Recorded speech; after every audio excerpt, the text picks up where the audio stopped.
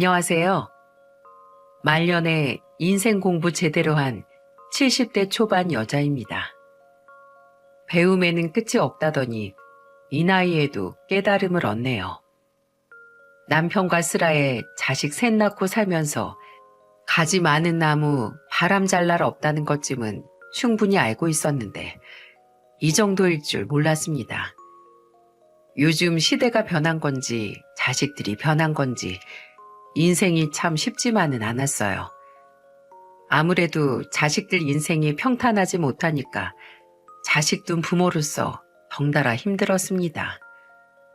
남편과 민물장어 식당을 운영하면서 나름 돈도 잘 벌었고 꽤 잘 살았다고 생각했는데 되돌아보니 잘 살았던 건지 모르겠네요. 자식 농사의 끝은 자식들 혼사 치르고 나면 끝이라는 말이 있지 않습니까? 남편과 저는 새 남매 시집장가 다 보냈으니까 이제 우리끼리 여행도 다니고 인생 즐기며 살아보자고 다짐했었죠. 그런데 우습게도 이제 우리 인생 살아보자 다짐했을 때부터 다사다난했습니다. 특히 10년 전 둘째를 생각하면 저는 가슴이 미어져요. 둘째 며느리가 성격도 서글서글하고 참한 사람이라서 둘째 아들이 제일 잘 살 줄 알았죠. 둘째 아들도 다정한 성격이라 둘이 천생연분이구나 했답니다. 그런데 결혼하고 1년 뒤 갑작스런 교통사고로 둘째 아들이 세상을 떠나고 말았어요. 너무 날벼락 같은 일이라 온 가족이 다 어안이 벙벙했습니다. 응급실로 달려가 보니까 아들은 이미 숨을 거둔 상태였어요. 졸음운전 차에 치여 사망한 아들의 마지막 모습은 온몸에 피가 흥건했습니다. 저는 그때 정신을 놓을 것 같은 충격에 응급실 침대에 누워있는 아들을 보고 다리에 힘이 풀려 주저앉아 울며 말했어요. 저는 남편을 붙들고 지금 누워있는 건 둘째 아들이 아닐 거라고 소리쳤습니다. 그러다가 정말 둘째 아들이 맞나 두 눈으로 봐야겠다는 생각에 가까이 다가갔는데 분명 경민이었어요. 온몸에 피가 잔뜩 묻어있는 걸 보고 저는 또다시 무너지듯 오열하면서 말했습니다. 우리 경민이 손가락만 조금 까져도 아프다고 울던 앤데 피가 왜 이렇게 난 거야? 얼른 우리 경민이 좀 살려주세요. 경민아, 엄마 왔잖아. 엄마야. 여보 일어나. 우리 경민이 잘 보내줘야지. 내가 어떻게 경민이를 보내. 나는 못 보내. 바닥을 치며 오열하는데 남편이 저를 부축하며 위로했어요. 평범한 회사원이었던 둘째 아들 경민이는 야근하고 집에 가는 날이면 전화를 했었죠. 그 시간쯤에는 저도 남편과 가게 문을 닫고 들어갈 시간이라 꼭 전화로 오늘은 어땠냐고 안부 전화를 하던 다정한 아들이었습니다. 제가 이 지경인데 둘째 며느리는 어땠겠어요? 울다가 몇 번을 실신하기까지 해서 병실에 누워 있었어요. 그렇게 장례식장이 차려지고 온 식구들이 슬픔에 잠겨 힘들어했습니다. 그때 남편은 꾹꾹 눌러 참던 슬픔을 술 한 잔에 쏟아내고 있었죠. 막내딸은 옆에서 남편을 위로하고 있었어요. 그리고 저는 아들의 영정사진을 보면서 더 이상 흘릴 눈물도 없는 듯 멍하니 앉아있는 둘째 며느리한테 조심스레 말을 걸었어요. 너 밥은 좀 먹었어? 괜찮어? 어머님, 저 아무것도 못 먹겠어요. 잘 먹고 잘 있으면 안 될 것 같아서 아무것도 못 하겠어요. 세상에 그런 말이 어딨어. 산 사람은 살아야지. 둘째 며느리는 자기 잘못도 아니면서 괜히 스스로를 자책하고 있었어요. 이렇게 심성곱고 착한 며느리가 앞으로 어떻게 살아갈지 걱정이었습니다. 제가 둘째 며느리를 위로하니까 되려 저를 다독이며 말하더군요. 어머님, 너무 제 걱정 마세요. 어머님, 아버님도 힘드실 텐데 제가 이렇게 있어서 죄송해요. 얼른 힘낼게요. 저보고 힘내라는 둘째 며느리 말에 참았던 눈물을 흘리면서 둘이 끌어안고 한참을 울었습니다. 그 후 장례식이 끝나고 둘째 며느리는 저희 곁을 떠났어요. 둘째 아들과 며느리 사이에 아이도 없었기 때문에 제 욕심 때문에 이제는 붙들고 있을 수 없었습니다. 그때 둘째 며느리는 아들과 지내던 집을 정리하고 마지막으로 저와 남편을 찾아와 슬픈 얼굴로 말했어요. 경민 씨랑 살던 집 오늘 다 정리했어요. 그동안 부족한 며느리였는데 예쁘게 봐주셔서 감사했어요. 정말 잊지 못할 거예요. 우리야말로 해준 게 없어서 미안하지. 너는 워낙 심성이 고와서 잘 살 거라 믿는다. 네, 어머님 아버님도 몸 건강하세요. 그렇게 둘째 며느리마저 곁에서 떠나보내고 저와 남편은 가슴에 둘째 아들을 묻고 또다시 남은 생을 살아야 했어요. 한동안 슬퍼서 힘들었는데 그때 큰아들과 막내딸이 큰 힘이 됐답니다. 저와 남편이 혹시나 우울해할까봐 가게로 자주 오곤 했어요. 특히 큰아들은 며느리와 손주들까지 데리고 와서 내 식구가 시끌벅적하게 왔다가 가곤 했죠. 힘내라는 말은 없어도 그렇게 한 번씩 와주는 게 의지가 되고 힘이 나더라고요. 그래서 저와 남편도 남은 자식들과 손자들 보면서 점차 힘을 낼 수 있었답니다. 그런데 언제부터인가 막내딸이 얼굴이 이상했어요. 안색도 안 좋고 쌩긋쌩긋 잘 웃던 애가 잘 웃지도 않는 겁니다. 그래서 저는 걱정스러운 표정으로 물었어요. 은영아, 너 혹시 어디 아파? 엊그제부터 안색도 안 좋고 아파 보여. 요새 일이 바빠서 잠을 잘 못 잤더니 까칠해져서 그런가 봐. 막내딸은 일이 바빠서 그런 거라며 대답하더군요. 그래서 저는 너무 걱정되는 마음에 몸부터 챙기라고 말했죠. 그런데 그 후로도 막내딸은 단순히 일이 바빠서 그렇다기에는 어딘가 좀 이상했어요.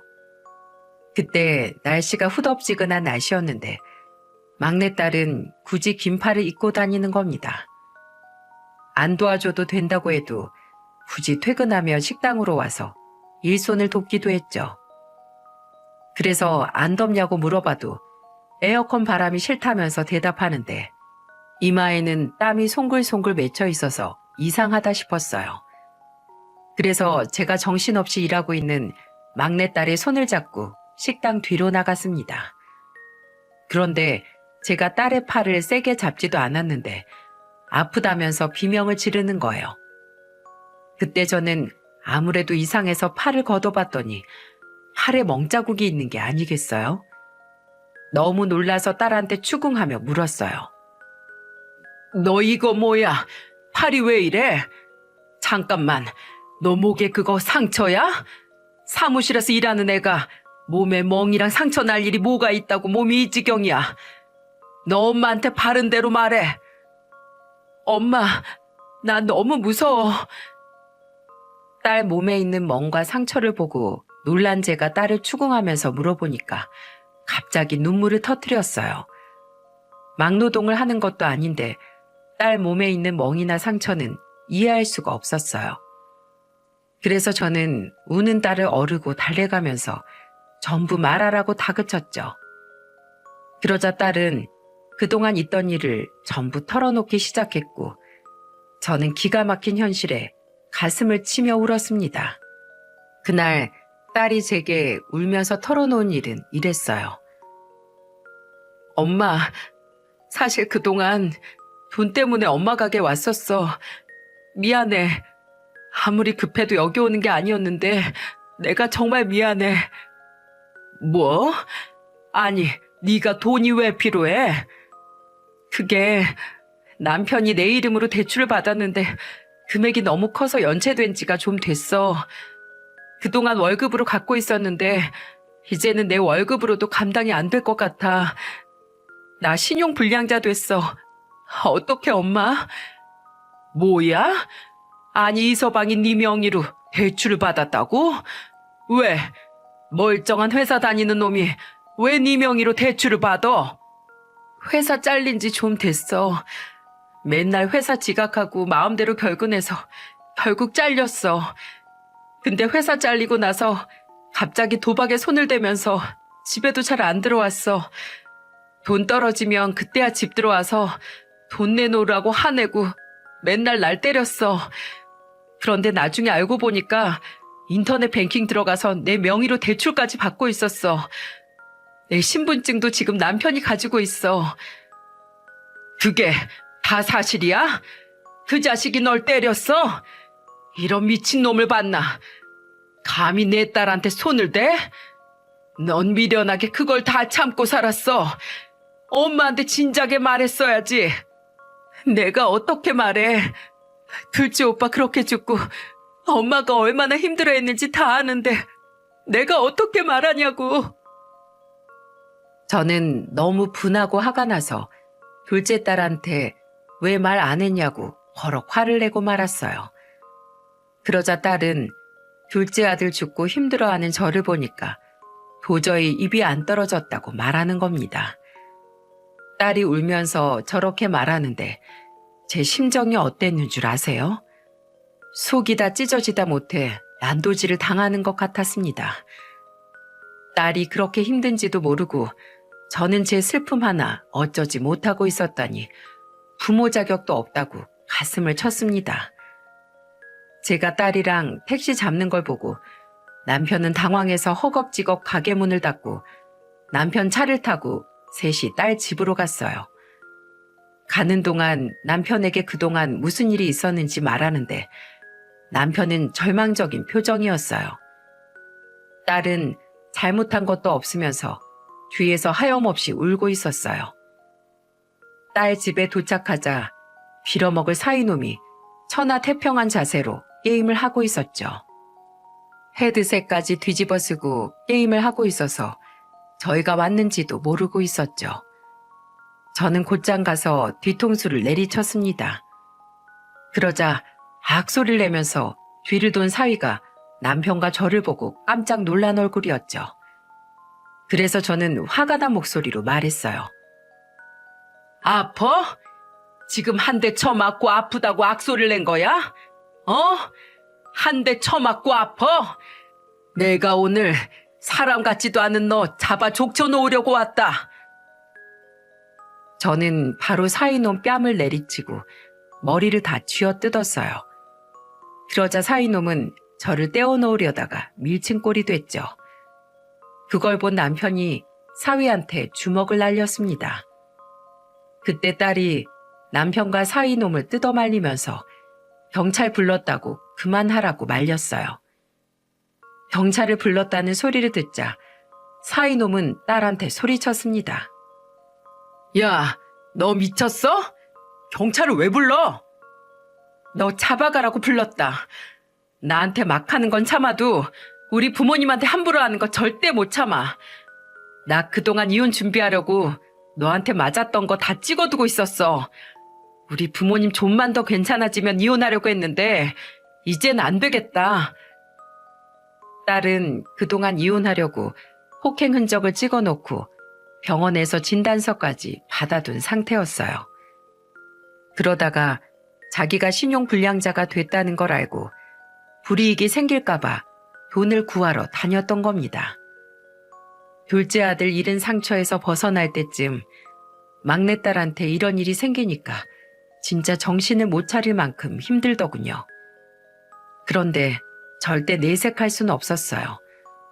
막내딸이 저희가 힘들까봐 그동안 숨겨온 게 너무 많았다는 걸 알았는데 어떻게 내색할 수 있었겠습니까? 그저 막내딸 곁에서 이혼 소송을 도와주고 사위놈이 법의 심판을 받을 수 있게 도와주는 거 말고 해줄 수 있는 게 없었어요. 그리고 밤이면 남편과 집에 돌아와서 가슴속 이야기를 털어놨어요. 우리 앞으로 애들 앞에서는 힘든 티 내지 말아요.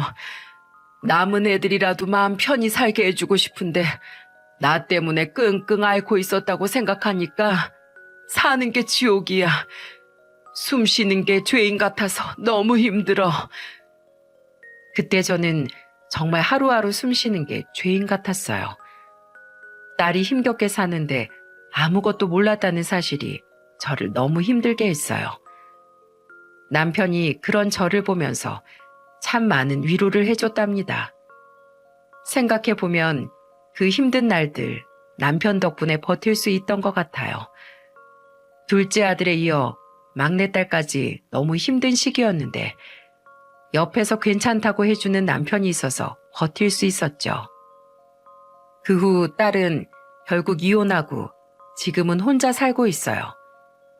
험한 세상 혼자보다 둘이 사는 게 낫지만 저런 놈이랑 사느니 혼자 사는 게 100번 낫죠.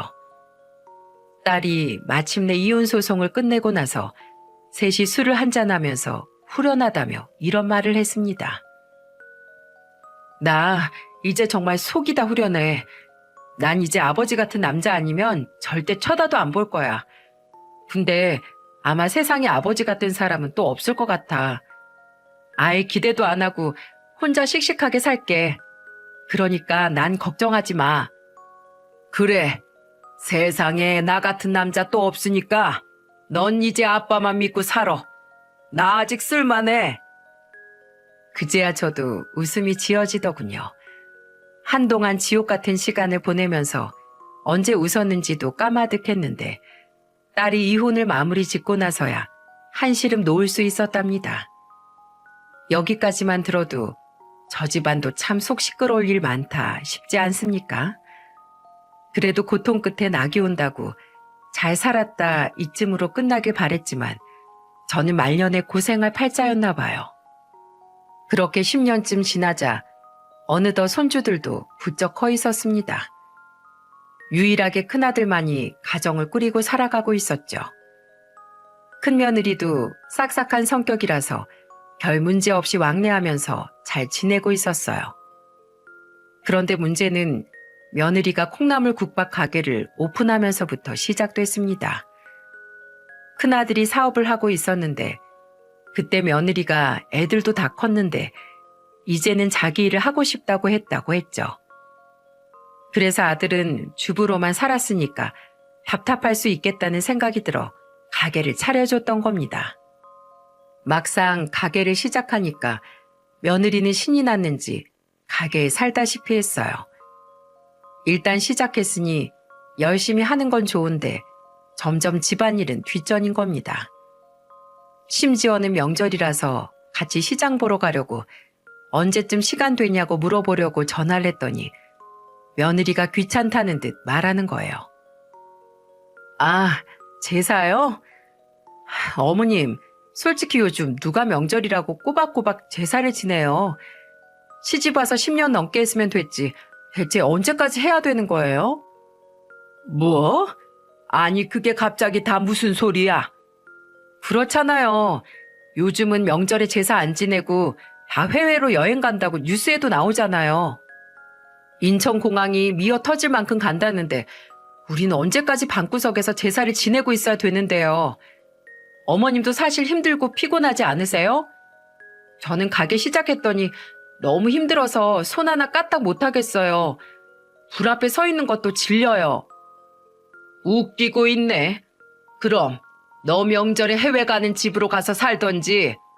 우리 집안은 명절에 제사 챙기는 집인데 어쩌냐? 절이 싫으면 중이 떠나야지. 중이 절을 바꾸려 들면 쓰겠어? 저는 며느리의 말에 황당하다는 듯 말하다 호통을 쳤습니다. 그러자 며느리는 바로 꼬리를 내리더니 다음날 시장 바구니를 2개나 챙겨서 왔더군요. 제사 지내는 게 싫을 수야 있는데 한마디 상의도 없이 제사 지내기 싫다고 하면 며느리 눈치 보면서 안 지내야 되는 겁니까? 차라리 간소하게 하자고 했으면 간소하게 했을 수도 있었을 거예요. 그런데 다짜고짜 하기 싫다고 하니까 저는 납득할 수 없어서 하던 대로 명절 제사 준비를 했습니다. 그런데 정말 음식 만드는 내내 입이 대빨 나와서 하기 싫은 티를 팍팍 내는 거예요. 누구는 장사 안 합니까? 저도 남편이랑 일주일 내내 민물장어 팔았는데 왜 본인은 국밥 좀 팔았다고 힘들어 죽겠다고 하는지 이해가 안 갔죠. 그러다가 며느리가 전을 뒤집고 있었는데 한눈판 사이에 새카맣게 태워 먹은 겁니다. 참다 못한 저는 며느리를 보면서 한 소리를 했어요. 너 대체 정신을 어디에 둔 거야? 그놈의 핸드폰 좀 그만 못해? 저한테 왜 그러세요? 전이 다 타긴 했지만 그래도 불은 안 났잖아요. 세상에 무슨 그런 말이 다 있니? 지금 핸드폰에 정신 팔려 있는 것만 봐도 집안 살림 다 거덜나게 생겼어. 불만 안 냈지. 너 지금까지 그릇도 깨먹고 전도 다 태워 먹었잖아. 이런 식으로 할 거면 나가 그냥. 너무 열이 받아서 며느리한테 나가라고 소리를 쳤어요. 안 그러던 애가 핸드폰에 정신이 팔려서 집중을 못하는 겁니다. 그러면서 한 손에는 핸드폰, 다른 손에는 접시로 옮기느라 접시도 2개나 깨먹었어요. 그러니 제가 화가 안 날 수 있었겠습니까? 소리를 지르면서 나가라고 하니까 아들과 남편이 와서 왜 그러냐면서 말렸죠. 저는 화난 목소리로 며느리를 보며 말했어요. 너 그 핸드폰 방에 두고 와. 그거 지금 당장 안 내려놓으면 혼자서 제사 음식 준비 다 할 줄 알아. 알겠어요. 두고 올게요. 무슨 어린애를 키우는 것도 아니고 이게 말이 됩니까? 결국 핸드폰을 두고 온 며느리는 그제야 제대로 준비하기 시작했죠. 진짜 그날 속이 터져서 내가 내 명에 못 살겠다 싶었다니까요.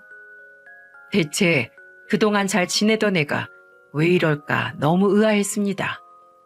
우여곡절 끝에 명절을 보내고 남편과 둘이 있을 때 저는 남편한테 말했어요. 요즘 며느라이 좀 이상하지 않어?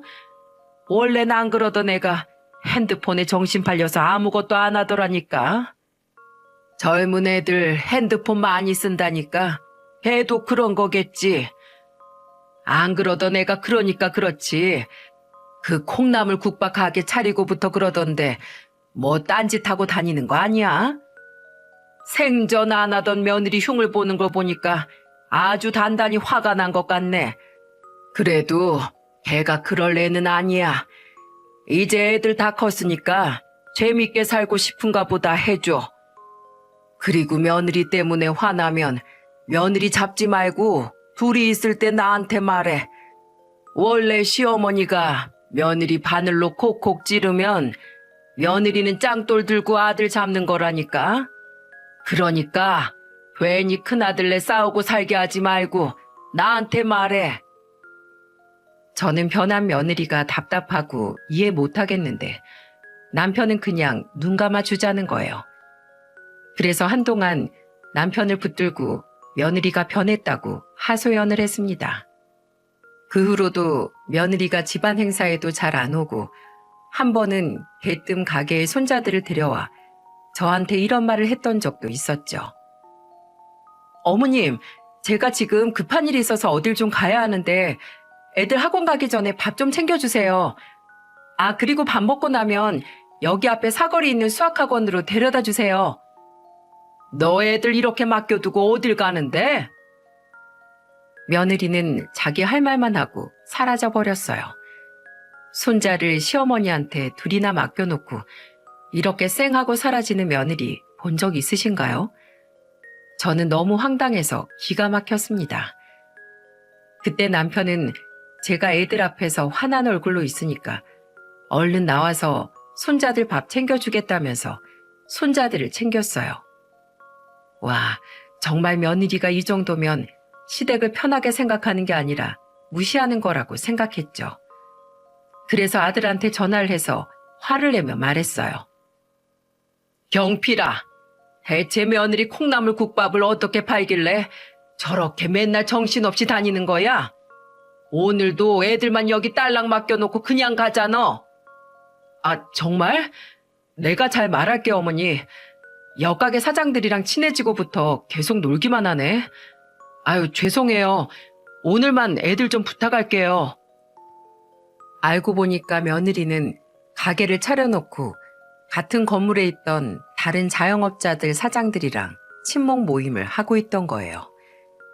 제가 볼 때 가게는 뒷전이고 놀러 다니기 바쁜 것 같아서 저러다가 망하는 거 아닌가 싶었죠.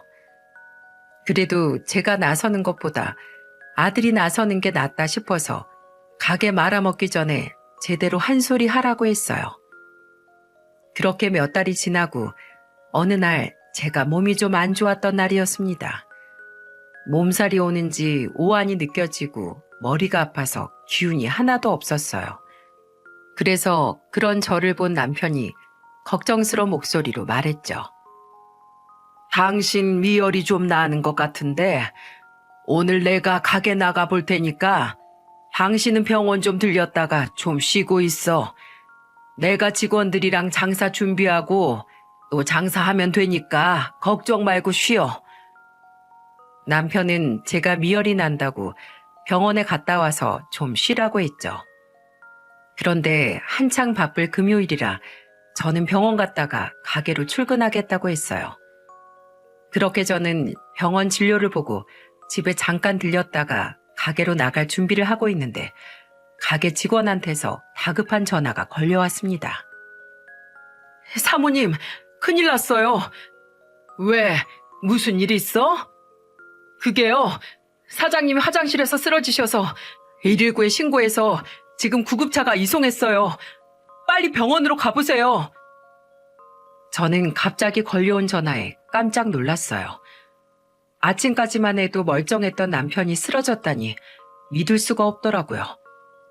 그렇게 병원으로 달려갔는데 남편은 골든타임을 놓쳐서 이미 세상을 떠난 뒤였어요.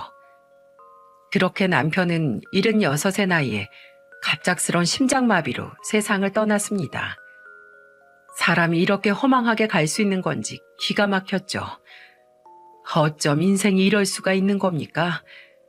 둘째 아들 떠나보내고 막내딸 이혼부터 이제는 남편까지 이렇게 되니까 삶의 의욕을 다 잃었어요.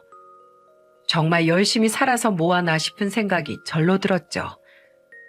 큰아들과 막내딸은 제가 혹시나 잘못된 생각을 할까봐 제 옆에서 저를 챙겼습니다. 남편 장례를 치르는 동안 정말 하늘이 무너진 줄 알았어요. 주변에서도 금슬 좋은 부부라고 할 만큼 저희 부부는 사이가 좋았죠. 대화도 많이 했고 같이 가게를 하면서 의지하고 있는 것도 컸습니다. 그런데 갑자기 남편이 잘못됐다고 생각하니까 앞길이 막막했어요.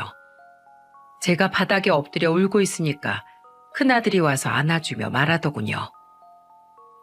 엄마, 괜찮아요. 저 있잖아요. 장남 믿고 힘내세요. 그때 저는 큰아들의 말에 한참을 울었어요.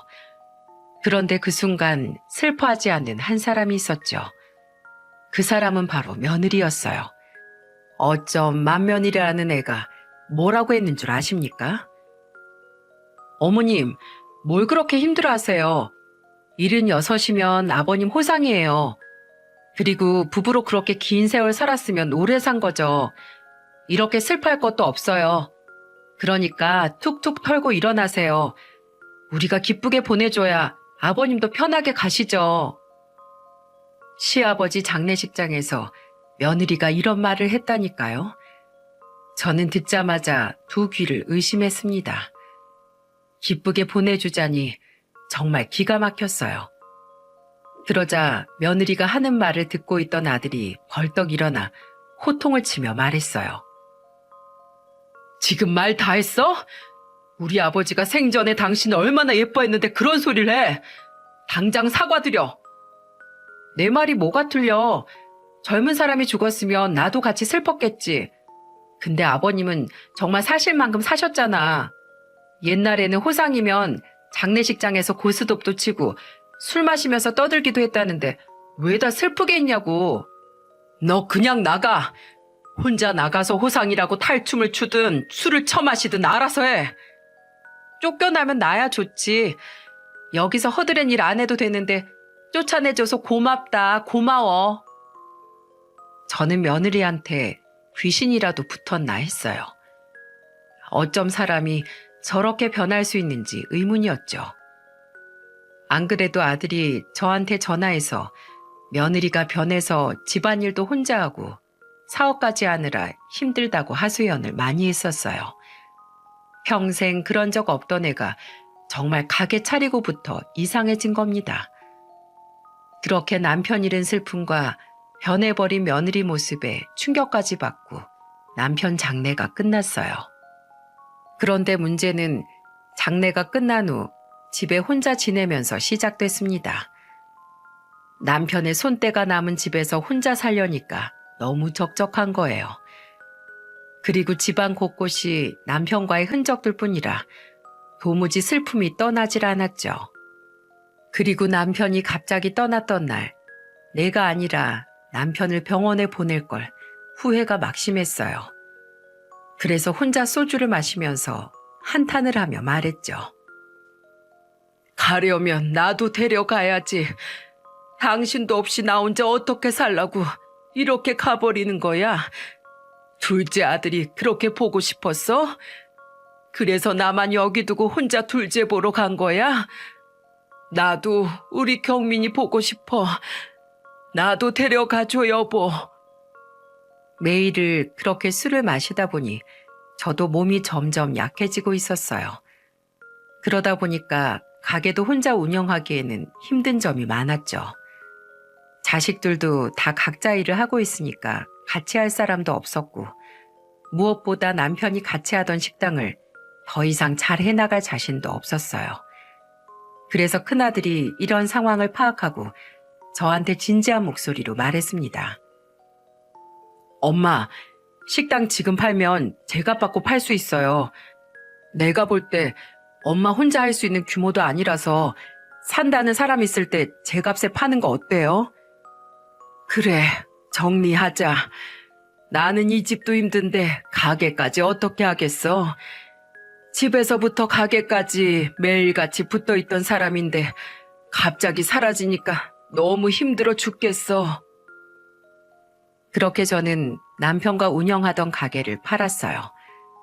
13년을 같은 자리에서 해왔는데 정리하려고 하니까 제 인생이 져버리는 것 같았습니다. 그래도 더 이상 해나갈 자신이 없어서 정리하기로 했어요. 그동안 남편과 같이 장사를 하면서 아침부터 눈 감는 순간까지 늘 함께였는데 혼자 남겨지니까 외로움에 힘들었습니다. 다 늙어서 혼자 남겨진 외로움 때문에 공황장애까지 올 줄 몰랐어요. 그래서 큰아들이 이런 저를 보고 걱정스러웠는지 이런 제안을 하더군요. 혼자 계시는 거 너무 걱정되는데 우리 집으로 오세요. 이제 손자들 크는 재미 보면서 같이 살아요. 아들이 이렇게 말을 하는데 솔직히 옆에 있던 며느리가 반대할 줄 알았어요. 그런데 며느리가 의외의 대답을 하는 겁니다. 네, 어머님, 그렇게 하세요. 혼자서 지내면 힘드시잖아요. 그러니까 저희랑 함께 지내요. 당신이 웬일이야? 내가 왜? 나 원래 말만 좀 세지 마음은 비단결이었어. 그러니까 우리 앞으로 잘 지내봐요, 어머님. 저는 며느리의 의외의 반응에 당황했어요. 그런데 며느리가 이렇게 저를 반겼던 이유가 따로 있었습니다. 저를 생각해서 같이 살자고 했던 게 아니라 다 본인 편하자고 한 선택이었어요. 아무것도 모르고 저는 기쁜 마음으로 아들 집으로 들어가서 같이 살기 시작했죠. 처음에는 손자들 용돈도 챙겨주면서 즐거웠습니다. 그런데 갑자기 터진 온 국민이 힘들어하는 시국은 아들 사업을 위협하기 시작했어요. 매일 한숨을 땅 꺼져라 쉬는 아들을 보며 저는 걱정스럽게 물었죠. 요즘 사업 많이 힘드니? 저만 힘든 것도 아닌데요, 뭘. 그래도 집안 가장이 한숨을 땅 꺼져라 쉬면 되겠어? 그 가게 팔고 생긴 돈 있잖니? 그걸로 좀 도와주마. 급한 불만 좀 꺼. 아니에요. 제가 왜 엄마 도움을 받아요. 됐어. 죽을 때 이고 갈 것도 아니고 네가 잘 살아야 우리 다 잘 사는 거잖아. 그러니까 잔말 말고 받아. 아들은 저한테 미안한 표정을 지으면서 알겠다고 대답했죠. 그런데 그때 갑자기 며느리가 제 앞에 무릎을 꿇더니 이렇게 말하는 거예요. 어머님, 저 좀 도와주시면 안 될까요? 저 요즘 직원들 월급도 밀리게 생겼어요. 오죽하면 제 월급도 못 챙기고 있겠어요. 꼭 기다렸다는 듯 말하는 걸 보니까 며느리는 저한테 돈이 있다는 걸 알고 콩고물 떨어지길 기다린 사람 같았어요.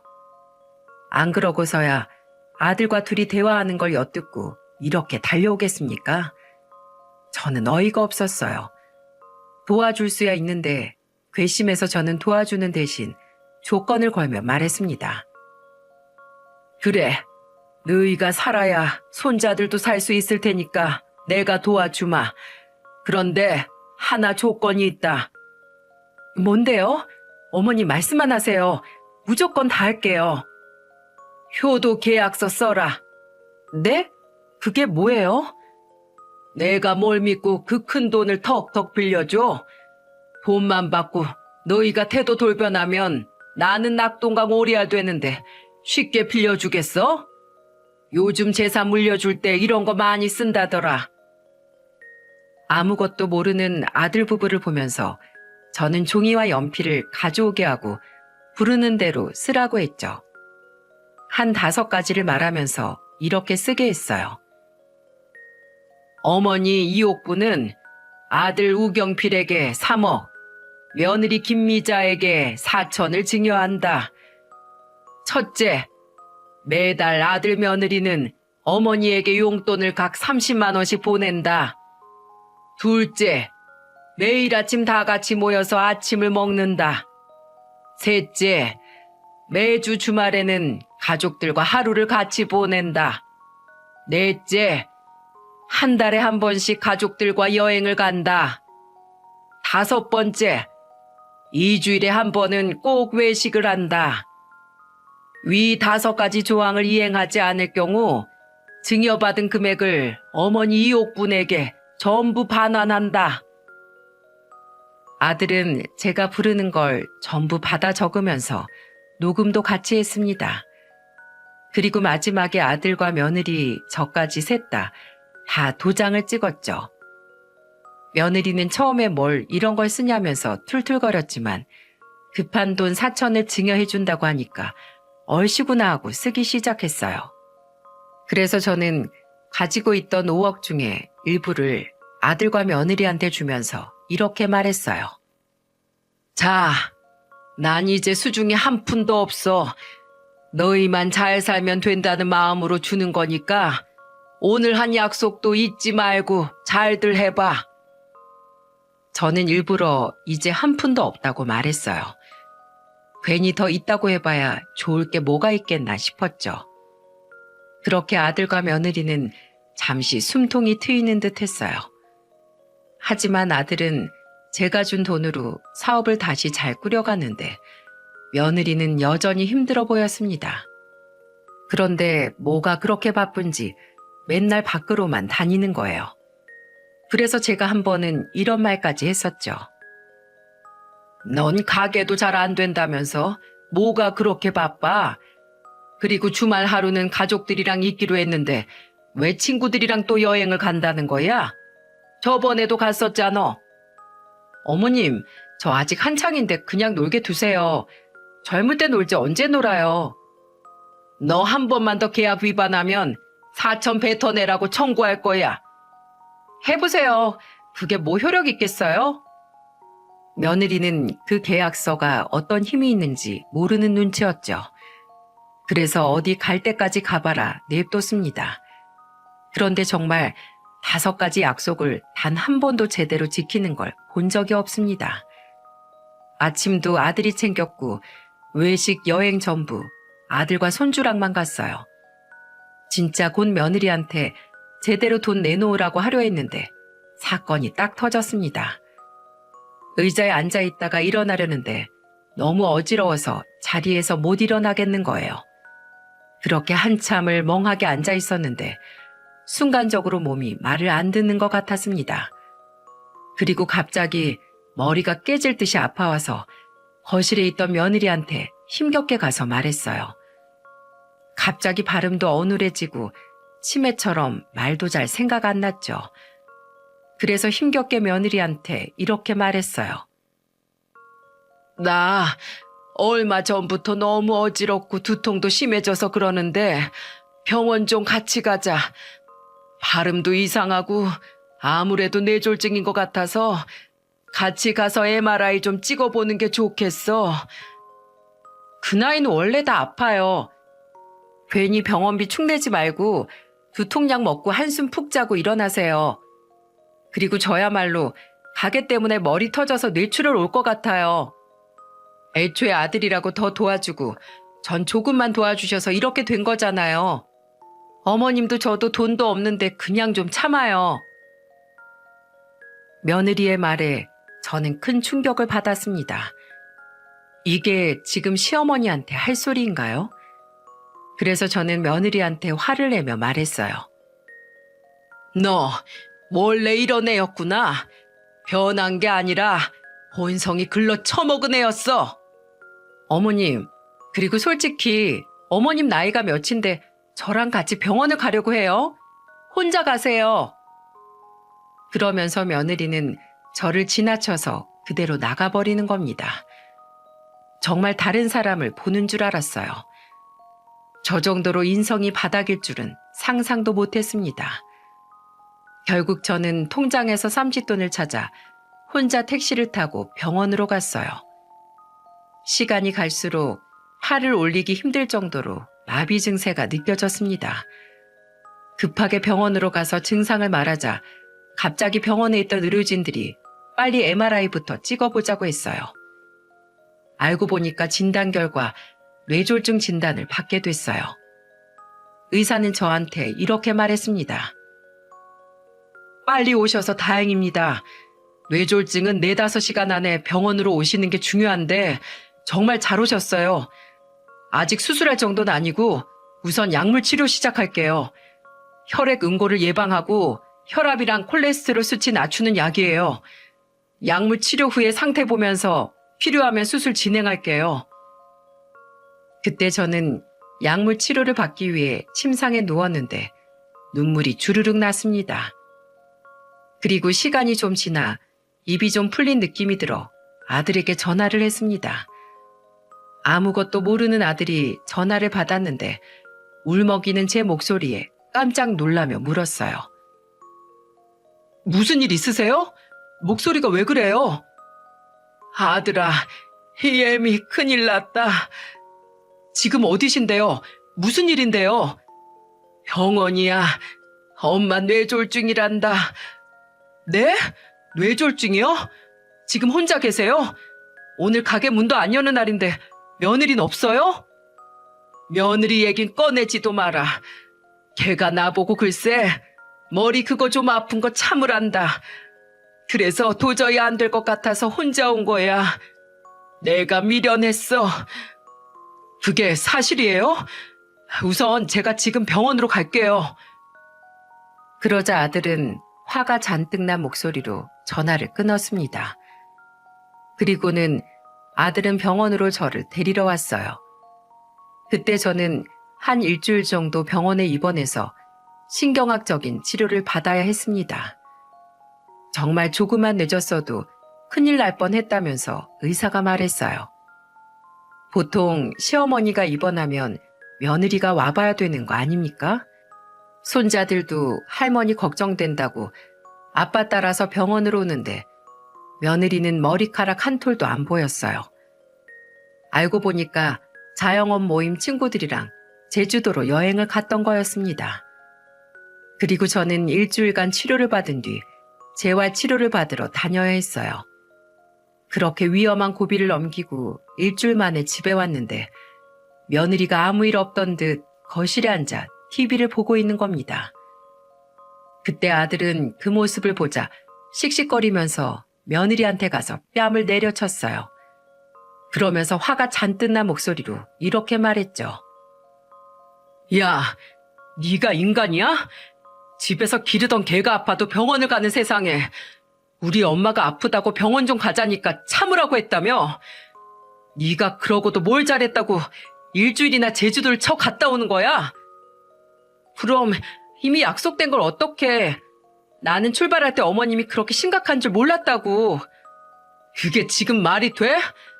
놀러 가는 게 목숨보다 중요해? 너한텐 그런 거야?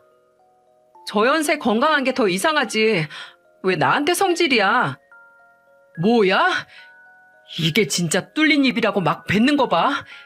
이 여편 내가 미쳤나? 너랑은 이혼이야. 짐승만도 못한 거랑 난 더는 안 살아. 오죽하면 애들이 할머니가 더 좋다고 하냐? 너 그리고 그 여행에 남자들도 있더라. 너 우리 어머니한테 빌린 돈 4천도 갚어. 나 증거 엄청 많아.